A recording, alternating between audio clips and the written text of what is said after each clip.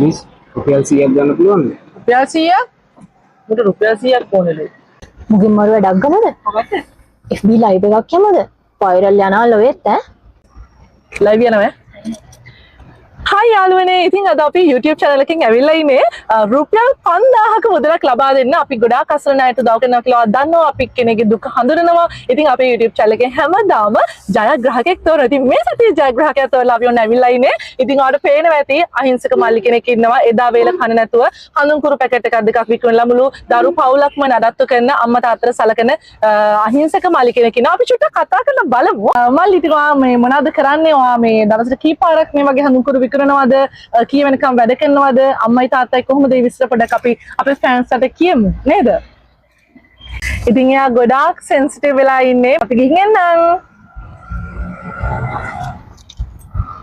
කීයද ඉල්ලුවාට? මිස් මට රුපියල් 100ක් රුපියල් 100ක්. මේ මන්ද උඹලට අතපය හතර තියෙන්නේ මම වැඩප්පලක් කරගෙන ඉන්නලකෝ. කොල්ලෝ නේද?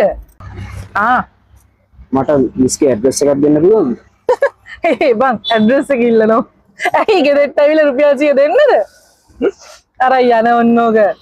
මිස් මම මේක මිස්ගෙන් ණයක් විදියට ගන්න බෑ. ඉතින් මම ඒක ආපුවා මිස්ට දෙන්න ඕන.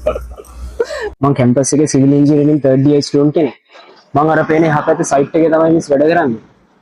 මම උදේ බස් එකේ එනකොට මගේ පර්ස් එක වැටලා තියෙනවා මිස්. අර ගෙදර යන්න සල්ලි නැහැ. ඒකයි මම මිස්ව දැකලා ආවේ. මිස් කරුණාවන්ත ඇති කියලා හිතලා කීයක් හරි ඉන්න ගන්න. අපි ගන්න නෙමෙයි මිස්. මගේ අම්මයි තාත්තයි අර වීඩියෝ එක දැක්කාම මිස් යාලට ගොඩක් දුක හිතෙයි. පුළුවන් නම් මිස් මේ වීඩියෝ එක ඩිලීට් කරලා දාන්න. මේ රුපියල් 100ක් මිස්ලා තියාගන්න. දුප්පත් වුණාට මිස් හැම මිනිස්සෙකුට ආත්ම ගෞරවයක් තියෙනවා.